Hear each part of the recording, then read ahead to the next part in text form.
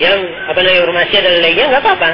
Nah, adapun pernikahan, maka asalnya, ya, Allah Subhanahu wa taala berfirman dalam Al-Qur'an, "Fankihu ma taba lakum minan nisa, matna wa thulatha wa ruba'." Nikahilah siapa-siapa yang telah matang dari perempuan, ya 2 atau 3 atau 4, ya. Fa in khiftum alla ta'dilu, kalau kamu tidak mampu, fawahidatan aw ma malakat aymanukum, maka satu saja atau apa yang kamu miliki dari budak. Nah, begitu asalnya. Yang dipilih telah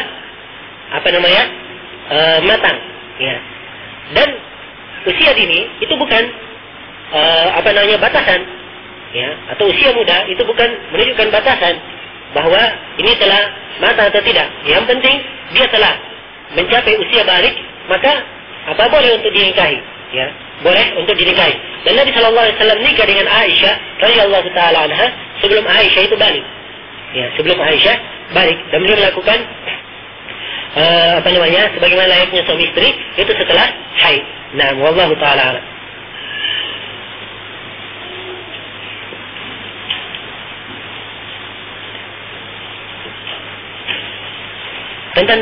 Tolong dibuat muhadar khusus tentang kesehatan ikhwan muslimin. Insyaallah taala. Kita sudah masuk dalam ini, cuman kita mempunyai prioritas. Ya. Ada para imam rahimahullah taala. Jadi saya kasih ya sisi penentuan prioritas itu menurut ahli sunnah itu bagaimana? Ukuran mereka, ya, suatu kelompok yang sesat makin mirip dia menipu manusia mendekati ahli sunnah wal jamaah, maka itu yang mereka prioritaskan. Sebab menyamar-nyamarkan kebenaran, seakan-akan di atas kebenaran. Itu prinsip pokoknya. Ya. Imam Al-Maqdisi di dalam kitab beliau Al-Iqtisad fil I'tiqad, beliau berkata, Islam ini ditimpa dengan 3 kelompok. Kelompok yang pertama menafikan seluruh nama-nama dan sifat Allah. Ini kelompok pertama. Ini kesesatan yang nyata, ini bisa dihukumi kafir kalau dia menafikan seluruh nama-nama dan sifat Allah. Kata beliau, ini adalah kelompok syark wa dhalal, jelek dan kesesatan. Lihat ya. Kemudian kelompok yang kedua, perhatikan baik-baik. Kelompok yang kedua adalah kelompok yang menafikan sebagian sifat saja. Yang mana lebih sedikit kesalahannya, yang pertama atau yang kedua? Yang kedua lebih sedikit. Kalau dari sisi bahaya, kedua lebih sedikit. Sebab sebagian saja. Kalau yang pertama dari kebanyakan. Tapi yang mana yang lebih bahaya? Kata Imam Al-Maqdisi, wahada asyar wa adal. Dan ini lebih sesat dan lebih bahaya daripada kelompok yang pertama. Itu ukurannya. Kemudian yang ketiga, kelompok menetapkan, akui asma wa sifat tapi dia takwil. Ya. Ini lebih sedikit lagi kesalahannya. Tetapi bahayanya lebih bahaya dari 2 kelompok sebelumnya. Kata beliau, wahada asyar wa adal min al-ta'ifatain al-ulayain. Ini lebih sesat lagi dari 2 kelompok yang pertama tadi. Kenapa? Sebab ini hampir mirip dengan ahli sunnah. Ahli sunnah menetapkan tapi tidak mentawil. Mereka menetapkan tapi mentawil. Ya kan? Mirip. Oh, ini hampir sama dengan ahli sunnah. Kalau yang tidak, yang mengatakan asma sifat, tidak ada nama dan sifat, ini orang-orang awam saya tahu, ini orang memang bodoh ini, mengatakan tidak ada nama dan sifat. Iya kan? Tapi ini orang menipu ya, mengatakan mentakwil ini. Oh, Allah mempunyai tangan. Oh, itu bukan tangan, itu kekuasaan. Ini menipu awam, makanya lebih pantas untuk ditahdir dan lebih digencar. Dipahami? Nah, demikian pula orang-orang al-makarimah. Al-makarimah ini dikatakan oleh Syekhul Islam Ibnu Taimiyah lebih kafir daripada Yahudi dan Nasara. Ya. Makarimah, mereka mengatasnamakan dirinya Islam. Makanya lebih ditahdir oleh para ulama. Yahudi dan Nasara dan tahu bukan Islam. Tapi ini mengaku Islam. Dan pemikirannya lebih kafir dari Yahudi dan Nasara. Maka mereka lebih ditahdir oleh para ulama. Jadi ukurannya, itu adalah ukuran sepanjang kelompok tersebut lebih mendekati ahli sunnah. Dia bukan ahli sunnah, tetapi mempunyai tadlis dan menyamar-nyamarkan sehingga hampir mirip dengan ahli sunnah, maka dia harus lebih pantas untuk dibabat. Ya, maka wahdah yang pantas untuk diprioritaskan ke situ. Mengaku dirinya ahli sunnah, mengaku dirinya di atas manhaj salaf, akan tetapi na'am, ya seperti yang dikatakan wa kullun yad'i hubban li Laila wa Laila la takirru lakum bidzaka. Setiap orang mengaku cinta kepada Laila, tapi Laila tidak pernah mengakui cintanya. Ya, seperti itu kenyataannya. Wallahu musta'an. Ya. Nah, insyaallah taala ada prioritas. Saya sekarang ada menyiapkan kalau wahdah itu sudah lama selesai sebenarnya. Ya. Cuman berhubung karena banyak pekerjaan, ya, 2 tahun ini banyak pekerjaan akhirnya diundur. Ya. Sebab memang kita itu tidak menyebutkan diri sebenarnya dengan jemaah-jemaah. Cuman seperti yang dikatakan oleh Syekh Mukbil, kita dengan jemaah-jemaah itu bagikan orang yang berjalan. Jadi kita punya target jalan. Ya, sambil jalan ada yang menyimpan sedikit mau menghalangi pokok begitu. Jalan lagi. Begitu saja. Nah, ya kita ada target.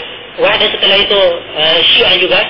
Dan saya telah siapkan beberapa materi bantahan khusus tentang Syiah, di antaranya persamaan Syiah Rafidhah dengan Yahudi, kemudian bantahan khusus terhadap kitab yang beredar yang menipu di kalangan banyak orang, yaitu Kedapatkan Kebenaran karangan Muhammad At-Tijani, pendusta Syiah Rafidhah kelas kakap, yang mengatakan dirinya telah mempelajari Sunni dan Syiah. Ini juga akan kita pelajari kitab ini, akan kita bikin studi kritis terhadap kitab tersebut insyaallah taala. Nah, dan juga kita akan terangkan tentang usul dan madhab Syiah. Kemudian setelah itu ada lagi kelompok-kelompok yang lain, dan insyaallah taala bersama saya ada bagiannya.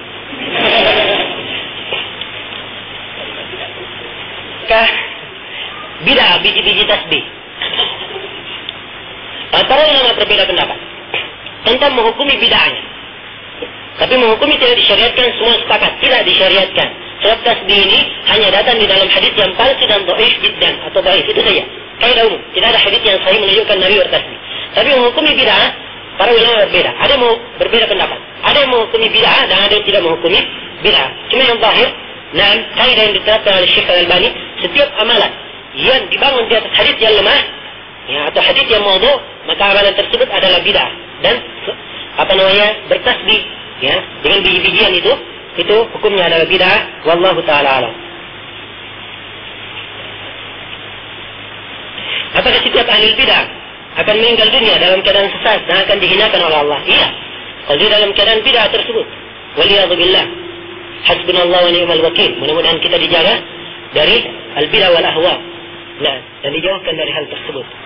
Dan banyak dalil menunjukkan akan hal tersebut. Bagaimana cara kita mengajak teman untuk meninggalkan bid'ah? Apakah berdosa bila kita membiarkan teman melakukan bid'ah? Ya, kalau dia mempunyai kemampuan menasihati, kemudian dia tidak lakukan, maka dia berdosa. Kalau dia tidak nasihati. Sebab Nabi SAW bersabda di dalam hadis Abu Sa'id Al-Khudri, "Man ra'a minkum munkaran falyughayyirhu bi yadihi, fa in lam yastati' fa bi qalbihi, wa in lam yastati' fa bi lisanihi, fa in lam yastati' fa bi qalbihi." Baik, saya ulangi hadisnya. "Man ra'a minkum munkaran falyughayyirhu bi yadihi, fa in lam yastati' fa bi qalbihi, fa bi lisanihi, fa in lam yastati' fa bi qalbihi, wa dhalika adhaful iman." Siapa di antara kalian yang melihat kemungkaran, maka hendaknya dia rubah dengan tangannya. Kalau tidak mampu, maka dengan lisannya. Kalau tidak mampu, maka dengan hatinya. Dan itu selama-lamanya keimanan. Dan Rasulullah SAW dalam hadis Abu Bakar As-Siddiq yang diriwayatkan oleh Imam Ahmad dan lainnya, beliau berkata, "Na'am ma min qaumin yu'malu baina dhahranayhim bima'siyah wa hum qadiruna 'ala yughayyiruha, falam yughayyiruha illa yushku an yahummahum Allah bi'iqabin min." Ya, tidak ada satu kaum pun yang dilakukan di depan mereka suatu kemaksiatan dan mereka mampu untuk merubahnya. Ya, dan mereka tidak merubah padahal mampu. Maka ditakutkan atas mereka Allah akan menimpakan musibah yang merata pada semuanya. Ya. Bahkan Allah Subhanahu wa taala berfirman di dalam Al-Qur'an, "Lu'ina alladziina kafaru min bani Israil 'ala lisani Daud wa Isa bin Maryam, dzalika bima 'asaw wa kanu ya'tadun.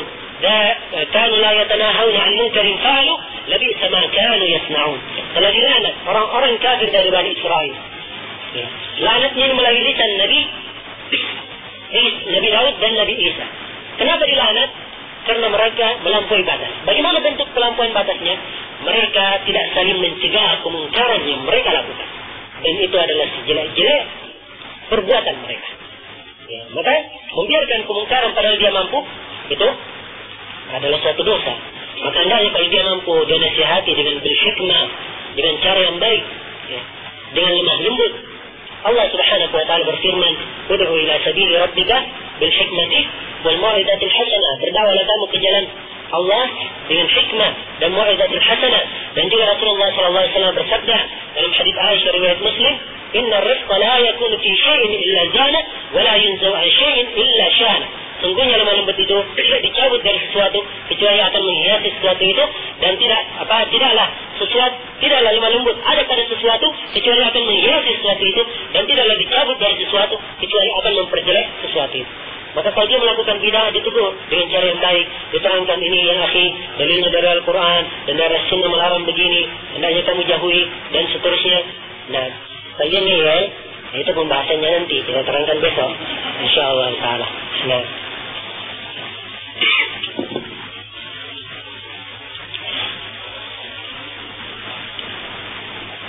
hukumnya orang yang melaknat sesama muslim, bagaimana sikap kepadanya? Ya, ini pertanyaan apa ini dari saya? Dan apa sebabnya? Nah, ini pertama saya jawab umum dulu. Kemudian saya mungkin akan sebutkan, mungkin ada sebab di belakang ini bertanya. Ya, saya jawab. Para ulama berbeda pendapat di dalam permasalahan. Ya. Nah, dari Imam Al-Haythami di dalam Al-Kabair memasukkan melaknat seorang mukmin itu termasuk ke dalam golongan dosa-dosa besar. Ya. Dan ini juga yang disebutkan oleh Syekh Muqbil rahimahullah, pendapat beliau. Sebab al-la'n itu maknanya at-tark min barakatillah. Artinya dikeluarkan dari berkat dan rahmat dari Allah Subhanahu wa taala. Itu laknat. Ya. Dan ini menunjukkan dosa besar. Ya. Nah, sebab dalam hadis Thabit ibn Dhahhak riwayat Bukhari Muslim, Rasulullah sallallahu alaihi wasallam bersabda, "La'nul mu'min qatl." Melaknat seorang muslim itu bagaikan membunuhnya. Dan juga di dalam hadis yang sahih, Rasulullah sallallahu alaihi wasallam bersabda, "Laisal mu'min bit-ta'an wal la'an walal fahish walal badi." Bukanlah seorang mukmin itu yang suka menikam, mencerca, yang suka melaknat, yang suka berbuat fahish, dan suka berbuat jelek. Itu bukan mukmin. Dan juga di dalam hadis Abu Darda yang diriwayatkan oleh Imam Muslim, Rasulullah sallallahu alaihi wasallam bersabda, "La yakunu lil la'anina syufaha'u yaumil qiyamah." Orang-orang yang melaknat tidak akan mendapatkan syufa'a, ya. Orang-orang yang memberikan syafaat kepadanya pada hari kiamat. Ini semuanya menunjukkan dalil-dalil menunjukkan bahwa hal tersebut adalah dosa besar. Ya, adapun sebagian dari para ulama salaf yang melaknat muayyan terhadap ahlul bid'ah, maka laknat tersebut ya memang berkaitan dengan bid'ah mereka, dan itu ijtihad mereka rahimahumullah taala. Ya. Cuman ya, wallahu musta'an, ada sebagian orang-orang yang Allah Subhanahu wa taala menunjukkan bagaimana bisa orang-orang yang tadinya berada di atas kebaikan, kemudian setelah itu menyimpang dari kebaikan tersebut karena hanya ingin membela seseorang. Ya, asalnya kalimat ini, pernyataan saya ini, bahwa itu adalah dosa besar, itu asalnya Panglima Laskar Jihad melaknat seseorang, mengatakan, "Anta ya mal'un, kamu ya mal'un." Maka saya katakan itu dosa besar. Ya. Kemudian saya tanya kepada teman-temannya, "Kamu setuju enggak?" Beliau bilang begitu. Wakilnya, Ketua DPR Pusat, Muhammad Syed, mengatakan, "Saya tidak setuju." Ya. Kemudian juga salah satu pendengar kesiangannya yang bernama Muslim juga saya tanya, "Kamu setuju?" Saya juga tidak setuju. Ya. Bahkan yang membantu saya baru-baru ini itu mengatakan bahwasanya ini para ulama berbeda pendapat tentang laknat muayyan. Ya. Namanya Syarbini. Baru-baru menjelaskan baru. Para ulama berbeda pendapat. Ada yang membolehkan, ada yang tidak membolehkan katanya. Ya, karena itulah kita tidak boleh salahkan Panglima Laskar Jihad karena melihat bolehnya. Itu madhab dia. Ini lihat kaidahnya coba. Kalau begitu kamu jangan salahkan saya, itu madhab saya. Ya kan? Kalikannya. Nah, itu yang pertama. Kemudian yang kedua, subhanallah, kok bisa gara-gara membela orang bisa seperti ini? Akhirnya dibilang lagi, ini menunjukkan kedangkalan ilmu Dzulqarnain. Tidak tahu masalah ini. Ya betul, saya akui ilmu saya dangkal memang. Ya, tapi yang saya sangat sayangkan, kamu waktu dengar kaset itu, dia melaknat itu, kamu juga mengingkari. Itu yang saya sayangkan. Kok sekarang kamu katakan ini menunjukkan dangkal ilmu Dzulqarnain? Maka saya ingatkan dengan hadits Nabi sallallahu alaihi wasallam yang diriwayatkan oleh Imam Al-Bukhari dan Imam Muslim dari hadits Abu Hurairah, "Inna syarran nasi yawmal qiyamati dzal wajhain." Ya. Inna min syarrin nasi yawmal qiyamati dzal wajhain. Sungguhnya orang yang paling jelek di antara manusia pada hari kiamat orang yang punya dua muka. Datang kepada orang yang lain dengan satu muka dan datang kepada orang lain dengan muka yang lain. Ya. Dan juga Hudzaifah bin Yaman berkata radhiyallahu taala anhu, Kata beliau berwasiat, Inna dhalalata kulla dhalalah. Sungguhnya kesesatan yang sebenar-benarnya kesesatan. Anta'arifa ma kunta tunkir. Apa antunkir ma kunta ta'arif. Engkau mengingkari apa-apa yang dulu kamu ketahui. Dan engkau mengingkari wa anta'arifa ma tunkir. Kunta tunkir. Dan engkau mau mengetahui apa yang dulu kamu ingkari. Itu kesesatan yang sebenar-benar kesesatan. Mereka dulu kaum mengatakan tidak boleh masuk politik, tidak boleh ini. Mereka ingkari. Sekarang mau tahu apa politik terjadi di situ. Ya. Kemudian kata Hudzaifah bin Yaman, wa iyyaka wat-talawun fid din. Dan hati-hati kamu berwarna-warna di dalam agama. Ya, berubah-ubah muka, bunglon. Ya, di dalam agama. Ya. Fa inna dinallahi wahid. Karena agama Allah itu satu. Ya. Wallahu musta'an. Maka ya ikhwan, ya saya sebenarnya isi ceramah mereka itu dari awal sampai akhir itu saya sudah terangkan kedustaan mereka di dalamnya. Sekarang dia ulangi lagi di sini. Ya. Dia ulangi lagi di sini setelah mengeluarkan dan meminta bantuan sana sini, setelah tidak mampu sama sekali menjawab argumen kita yang dengan dalil ilmiah, alhamdulillah dari Al-Quran was Sunnah semuanya diterangkan. Ya. Mereka tidak mampu, akhirnya karena tidak mampu mentahdir dan menjauhkan orang, ya, dari umat, alhamdulillah dia berfitrah melihat mereka ini memang orang yang mempunyai kelainan di dalam hati, mereka tidak terima. Ya, tahdir dai seperti itu. Akhirnya mereka berani, tidak malu, dusta dan menyampaikan surat kepada Syekh Yahya, salah seorang guru kami dia. Ya, salah seorang murid Syekh Mukbil yang senior di sana. Menyampaikan surat dan menyampaikan keadaan saya dengan kedustaan. Ya, wajar. Syekh dikatakan, ya Syekh Dzulqarnain ini katakan Syekh Mukbil dan Syekh Rabi sudah memberikan fatwa tentang raja. Ya, dia memberikan keraguan di kalangan ikhwah. Padahal sudah jelas fatwa dua Syekh. Ya, siapa Syekh yang enggak marah? Ya. Dan ini dusta mereka. Sebab mereka tidak pernah tanya kepada para ulama sebelum pelaksanaan itu. Ya. Sebelum pelaksanaan hukum raya tidak pernah tanya mereka. Saya minta kepada mereka supaya bertanya, sebab ini masalah-masalah besar. Tapi mereka tidak mau tanya. Ya. Bahkan setelah itu Syekh Rabi menyalahkan mereka. Ada pun Syekh Mukbil sama sekali tidak pernah mereka tanya. Dan sampai hari ini mereka tetap menyebarkan kedustaan itu, tidak takut kepada Allah Subhanahu wa taala. Wallah, tidak takut kepada Allah Subhanahu wa taala. Menyebarkan kedustaan, bahkan masih tertulis di internet mereka, di halaman paling depan, ya, bahwasanya penerapan hudud di Ambon disetujui oleh Syekh Rabi dan Syekh Mukbil. Dan ini adalah kadhib. Ya, benar-benar kedustaan terhadap dua orang syekh ini, berani berdusta hanya karena kepentingan mereka. Wallahu musta'an. Karena itulah kita takutkan, ya, orang-orang yang seperti ini membuat sibuk, ya, ikhwan salafi. Karena itu tidak perlu untuk digubris. Dan kaset murah yang seperti itu, bantahan seperti itu, saya sebenarnya hanya menganggapnya sebagai bantahan taib dan tidak perlu untuk dibalas. Ya. Wallahu musta'an. Tidak ada harganya. Ya. Dan kita jawab pun tidak selesai. So, mereka hanya menyinggung masalah pribadi, berperling begini dan begini. Silahkan. Saya kalau mau menjawab terlalu gampang, seperti membalik telapak tangan saya. Kalau ingin menjawabnya. Tapi kami ini belajar di Yaman dan mendapatkan bimbingan dari Syekh Mukbil bahwasanya kita hanya berbicara membela kebenaran dan tidak pernah membela diri kita. Adapun diri kita itu tidak pantas untuk dibela. Terlalu lemah untuk dibela, banyak kesalahan. Tapi kita bicarakan kebenaran. Jadi kalau angkat bantahan ilmiah, kebenaran yang kita bicarakan. Ya, sekarang untuk bicara masalah benar itu yang kita angkat. Ya. Adapun masalah-masalah pribadi, maka itu semuanya tidak akan saya jawab sedikit pun, walaupun mulutnya sudah pupus berbicara. Ya. Wallahu musta'an.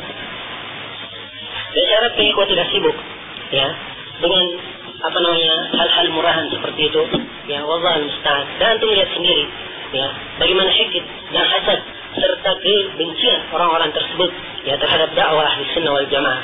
Nah, tidak mampu, ya, menjelaskan hal tersebut, akhirnya bikin berbagai macam cara dengan penuh kezaliman. Saya nggak tahu, mungkin di antara para dai yang ada di Indonesia ini, itu mungkin yang paling banyak ditahdir adalah saya. Bayangkan sudah 5 judul kaset khusus untuk mentahdir saya. Itu 5 judul kaset dan tidak mempan, alhamdulillah. Bahkan Allah Subhanahu wa taala balik dengan kebaikan. Ya, dan ini hikmah juga kita dapatkan di dakwah Syekh Mukbil. Beliau dibantah sana sini, tapi beliau tenang. Orang begini tidak perlu dibantah, Dan akhirnya Allah Subhanahu wa taala tampakkan kebenaran dan orang-orang lihat, oh rupanya dusta mereka ini, rupanya dusta. Tanpa sendiri, ya. Akhirnya mereka iqbal kepada dakwah Ahli Sunnah wal Jamaah. Ya. Jangan mereka itu sudah basi, ya. Orang-orang Wahdah saja yang menggencar tahdik kita sana sini, bahkan tablik akbar besar-besaran, dan alhamdulillah tidak berpengaruh. Ya. Dan itu tabiat dari orang-orang yang berdakwah di jalan Allah Subhanahu wa taala. Sebagaimana Rasulullah sallallahu alaihi wasallam bersabda, "Yadummunani mudammama wa ana Muhammadun." Kata beliau, mereka orang-orang kafir itu mencerca saya, menjelek-jelekan saya, dan saya adalah Muhammad, orang yang terpuji. Tetap terpuji nama beliau. Walaupun mereka menjelek-jelekan Rasulullah sallallahu alaihi wasallam, mengatakan tukang sihir, mengatakan orang gila, dan mengatakan hobi dan lainnya. Maka kita biarkan hal itu, ya ikhwan. Nah, ya biar katanya orang-orang Arab, ya al-kilabu tambah wal qafilatu tamur. Anjing menggonggong tapi kafilah tetap berlalu. Dibiarkan saja. Nah, terus kata seorang penyair ya Arab, katanya walau anna kulla kalbin awa alqantuhu hajaran lakana kulla sakhrin mithqalan bidinari. Andai kata setiap anjing menggonggong harus bungkam mulutnya, niscaya padang pasir itu hanya dibeli dengan 1 dinar saja, terlalu murah harganya. Ya, kalau mau digubris bantahan-bantahan seperti itu. Ya, wallahi musta'an. Dan saya ingatkan kepada ikhwah, hendaknya mereka bertakwa kepada Allah, orang-orang yang sedang berkecamuk ini. Ya, berusaha keras cari muka. Nah, yang mengadakan tablik akbar di sana sini, saya ingatkan hendaknya mereka bertakwa kepada Allah, dan hendaknya mereka tidak menjatuhkan diri mereka ke dalam kecelakaan. Ya, sungguhnya orang yang berpaling dari sunnah dan hanya membela pribadi-pribadi demi Allah, dia akan sengsara dan akan terlantar, dan Allah Subhanahu wa taala akan menghinakannya. Itu pesan saya. Dan saya ingatkan, dan terlalu banyak orang-orang yang saya lihat seperti ya belajar tetapi pulang subhanallah tidak ada manfaatnya bagi umat, tapi justru menambah kejelekan bagi umat. Ya, hakikatnya seperti yang digambarkan oleh seorang penyair. Lamman tala afqadana naf'uhu wa dzaka min simati baitil khala. Nas'a ilaihi idda faridan wa ma bihi naf'un idza mamtala. Tatkala dia penuh, maka kami kehilangan manfaatnya. Penuh dengan manfaat. Loh, bagaimana ini? Itu adalah tanda WC. Kata penyair ini. Loh, bagaimana bisa seperti itu? Nas'a ilaihi idda faridan. Kita ke WC kalau WC-nya kosong. Wa ma bihi naf'un idza mamtala. Dan tidak ada manfaatnya WC itu kalau dia penuh. Ya, maka hati-hati. Dan saya nasihatkan supaya seorang itu hendaknya bertakwa kepada Allah Subhanahu wa taala dan berkata dengan keadilan. Ya, jangan karena kebencian kepada saya misalnya atau kepada yang lainnya kemudian kita tidak berbuat adil. Sungguh Allah Subhanahu wa taala telah menegur, "Wala yajrimannakum syana'anu qaumin alla ta'dilu, i'dilu huwa aqrabu littaqwa." Janganlah karena kebencian kamu kepada seorang atau kaum membuat kamu mujrim sehingga kamu tidak berbuat adil. Berbuat adillah, sungguhnya itu lebih dekat kepada ketakwaan. Dan Allah Subhanahu wa taala berfirman, "Wa idza qultum fa'dilu." Kalau kamu berkata, maka berkatalah dengan adil. Dan juga Allah Subhanahu wa taala berfirman, "Innallaha ya'muru bil 'adl." Sungguhnya Allah Subhanahu wa taala memerintahkan dengan keadilan. Ya, wallahu taala a'lam. Hadis-hadis yang menerangkan tentang basmalah, apakah sahih? Tolong dijelaskan. Hadis yang menerangkan tentang basmalah, para ulama berbeda pendapat. Saya tunggu dulu ini, basmalah apa ini? Umum ini, basmalah umum. Baik, di dalam wudu dulu. Basmalah di dalam wudu, para ulama berbeda pendapat. Sebagian para ulama melemahkan, tetapi kebanyakan para ulama menghasankan hadis tersebut. Dan itu yang zahir. Ya, hadis ini mempunyai 13 jalan. Ya, tentang disyariatkannya membaca basmalah ketika wudu. Itu yang pertama.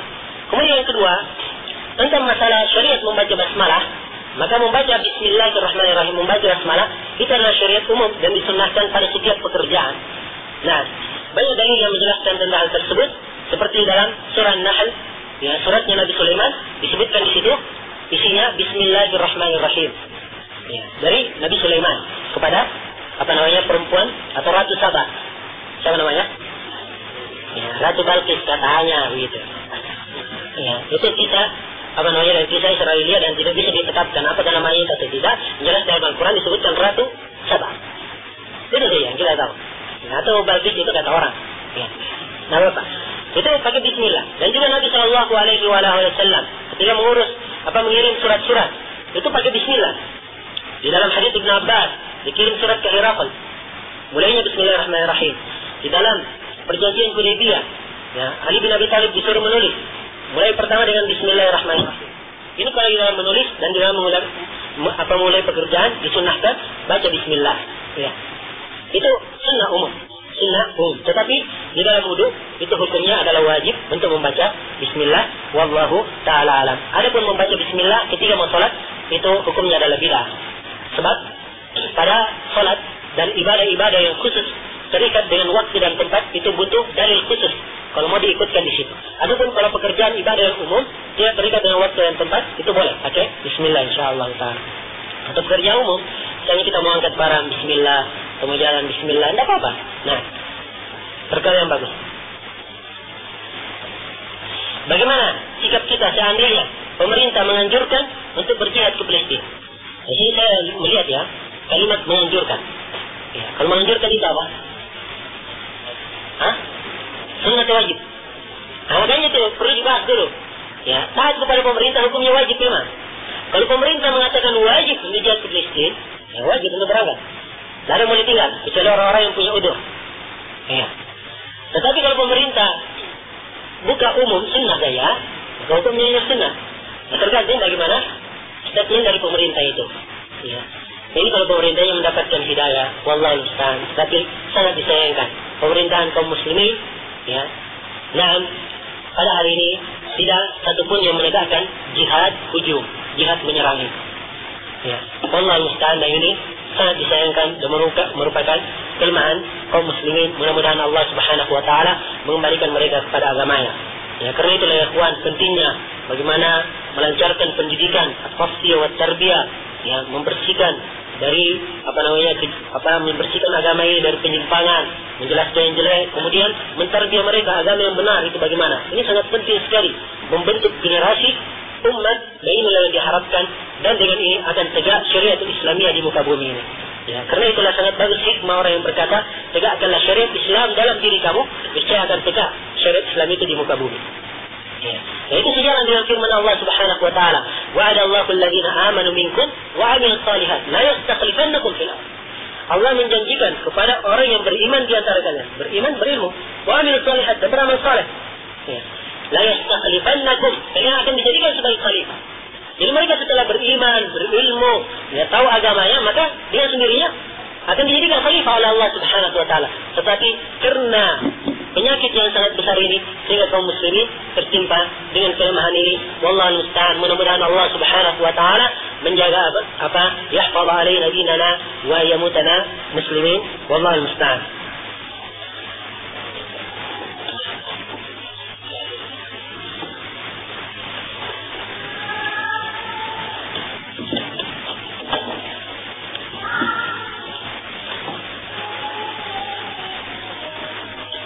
Siapakah Ahmad Farid Uqbah? Yang mana yang dimaksud?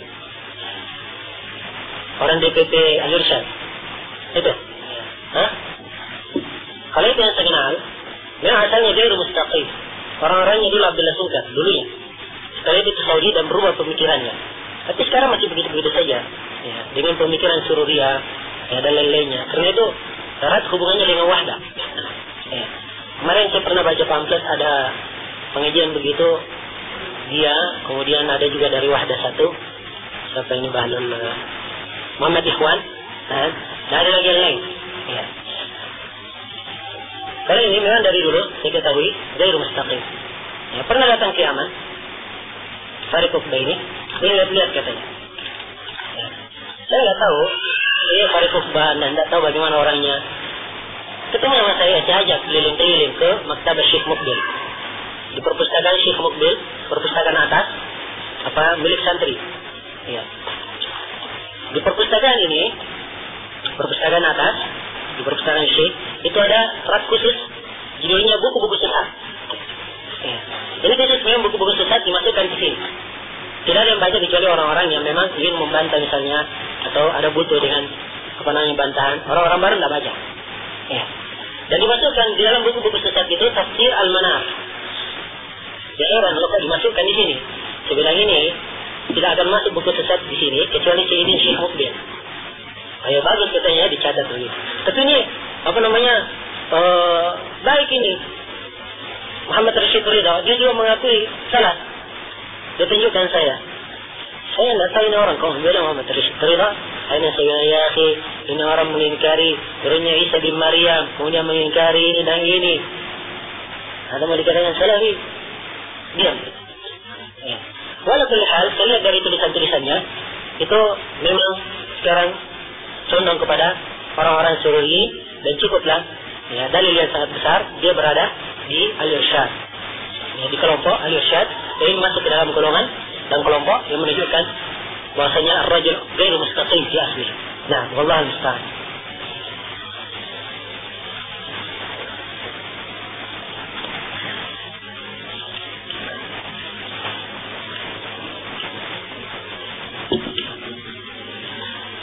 Seseorang telah melakukan perbuatan bid'ah, tetapi orang tersebut dia tahu kalau perbuatan itu adalah bid'ah. Apakah perbuatannya tersebut diampuni oleh Allah? Saya sudah jawab tadi ya. Di kampung saya mayoritas penghuni perbuatan bid'ah, dan yang saya tahu kalau perbuatan yang dilakukan itu adalah bid'ah. Tapi saya tidak mempunyai kemampuan untuk menasihati mereka, dan boleh dikatakan penduduk kampung saya melakukan perbuatan bid'ah tersebut. Yang saya tanyakan bagaimana kedudukan saya sebagai orang berdasar. Dan kalau dia tidak mempunyai kemampuan, la yukallifullahu nafsan illa usaha, dia sedikit demi sedikit. Nah, orang tidak mampu, bagaimana caranya mau dibikin? Dikatakan dosa. Ya, kalau tidak mampu, Allah Subhanahu wa taala berfirman, la yukallifullahu nafsan illa usaha. Allah tidak membebani seseorang kecuali dengan kemampuannya. Nah, tapi yang saya nasihatkan, kalau mereka sama sekali tidak bisa didakwahi, maka hendaknya dia pindah kampung lah. Ya, pindah kampung dan cari kepada tempat-tempat yang bisa mendekatkan dia duduk dengan orang-orang yang soleh, yang kiranya bisa memperbaiki agamanya dan lain-lainnya. Allah musta'an. Karena itu dihindari ya, duduk antara matahari dengan teduhan. Ya. Apakah Hizbut Tahrir itu adalah ahli bid'ah? Ya, Hizbut Tahrir adalah ahli bid'ah, dan juga akan ada giliran khusus untuknya, insyaallah. Saya sudah dari tahun lalu ya, bikin rancangan, tetapi subhanallah belum terlalu banyak pekerjaan. Nah,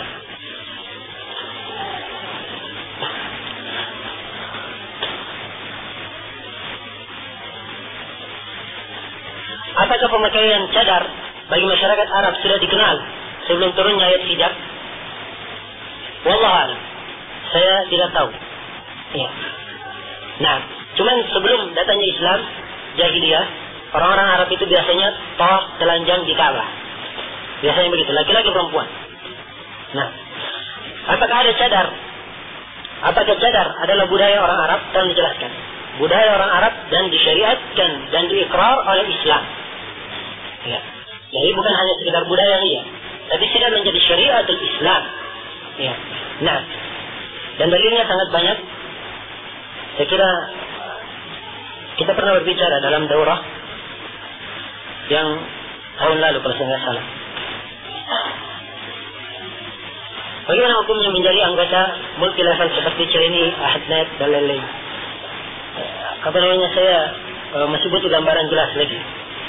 Kemarin saya dapatkan gambaran, cuman setelah itu kayaknya butuh gambaran lebih jelas lagi. Wallah. Bagaimana sebenarnya gambaran prosesnya dan lain-lainnya, itu butuh dipelajari. Bagaimana menjelaskan kepada keluarga, orang tua bahwa memperingati Maulid Surah Mi'raj tidak ada sama sekali dalam agama? Caranya mudah, dicerahkan dengan hikmah. Tanya, Pak, itu kita beragama ngambilnya dari mana, Pak? Tanya itu dulu pertama.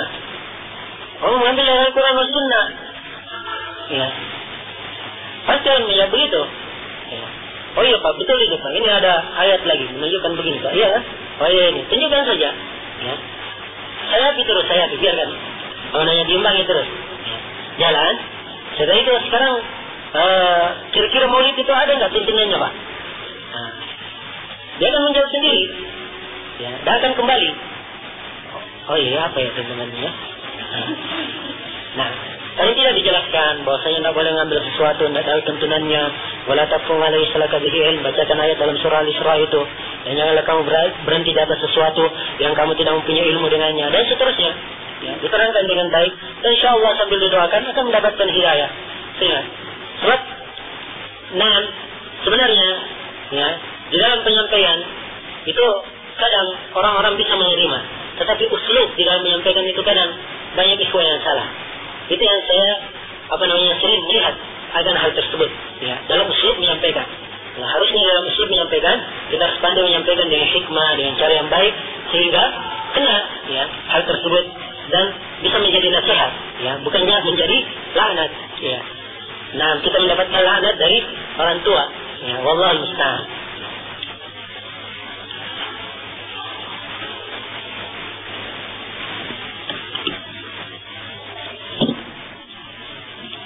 Wallahu a'lam.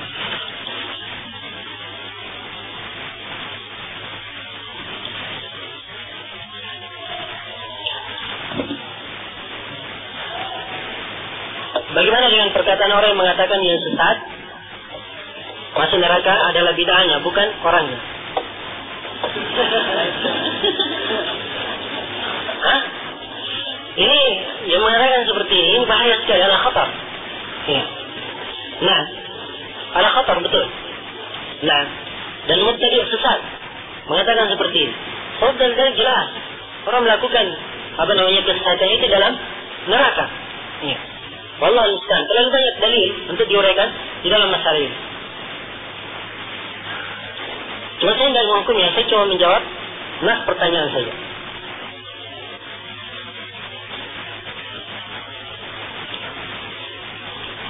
Apakah talibul ilm bisa menghukumi seseorang itu mubtadi'?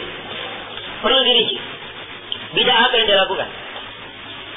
Kalau bid'ah yang dia lakukan bid'ah yang jelas, bid'ah yang jelas, terang, gamblang, seperti mengatakan Al-Quran itu makhluk, atau dia mencerca Abu Bakar dan Umar. Ini siapa saja mengatakan dia mubtadi' boleh. Rahawam pun bilang ada mubtadi', silakan. Sebab jelas, gamblang. Tapi kalau masalahnya detail samar-samar, maka ini tidak ada yang berbicara kecuali ulama atau orang-orang yang mapan di dalam ilmu. Ya, yang mapan di dalam ilmu. Dan perlu antum ketahui bahwa tentang masalah wahdah itu, asalnya saya tidak menghukumi mereka ahlul bidah. Saya belum berani. Terserah sekarang. Dalam muhadharah saya hanya terangkan mereka punya kesesatan. Saya tidak berani hukumi mereka ahlul bidah. Ya. Nah, kalau mereka mengaku layar di luar negeri murid-murid Madinah, kita tanyakan kepada para ulama di Madinah tentang mereka. Ya, para ulama besar di sana. Maka dari jawaban para ulama itu, ya, itu keterangan yang sebutkan yang tadi, mereka hizbi, sururiyah dan para atau jemaah, ya, biasanya ada yayasan mubtada'ah. Ya, wallahu musta'an. Nah, maka masalah-masalah yang detail hendaknya seorang itu bersikap tawarrud di dalam menghukum. Sebab hukum ini adalah bid'ah, itu bukan perkara yang mudah. Ya. Rasulullah SAW bersabda dalam hadits Ibnu Umar, "Man qala li akhihi ya kafir, faqad ba'a bihi ma ahadukuma.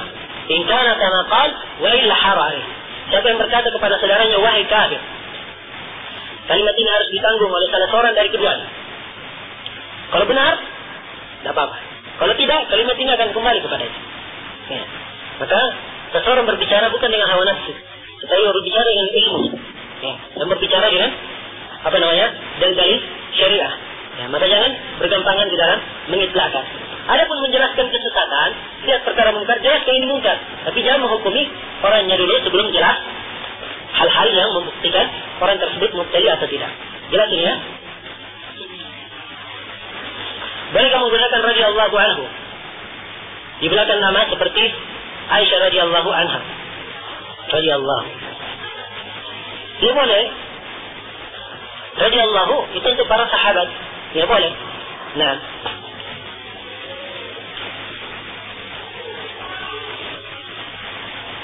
Bagaimana bila nama? Oh, menggunakan nama radhiyallahu. Maksudnya nama radhiyallahu begitu. Ya. Kalau Aisyahnya saja nggak apa-apa. Tapi radhiyallahu itu tazkiyah, mengandung pujian, rekomendasi. Dan itu hukumnya makruh. Allah Subhanahu wa taala berfirman, "Wala tuzakku anfusakum." Jangan kalian merekomendasi diri-diri kalian. Dan juga Allah Subhanahu wa taala berfirman, Alam tara ilal ladina yuzakkuna anfusahum balillahu yuzakki man yasha. Tidakkah kalian melihat kepada orang-orang mentazkiyah diri mereka, merekomendasi diri mereka? Hanya Allah yang memberi rekomendasi. Maka kalau mengatakan radhiyallahu, ini merekomendasi diri, ya. Maka cukup pakai nama itu saja, ya, yang di depan dan selesai insyaallah. Bagaimana bila nama tersebut pemberian orang tua dan tercatat sampai sekarang? Ya, pemberian orang tua dirubah saja, dihilangkan radhiyallahu, belakangnya saja diambil. Ya, ada yang tercatat biarlah tercatat. Ya, tetapi ya dia telah merubahnya dan berusaha untuk merubah nama itu. Masih ada waktu apa? Saya kira pertanyaan ini insyaallah kita jawab dulu besok ya. Saya takut ada orang-orang yang terlambat pulang nanti. Ya, saya kira demikian. Mudah-mudahan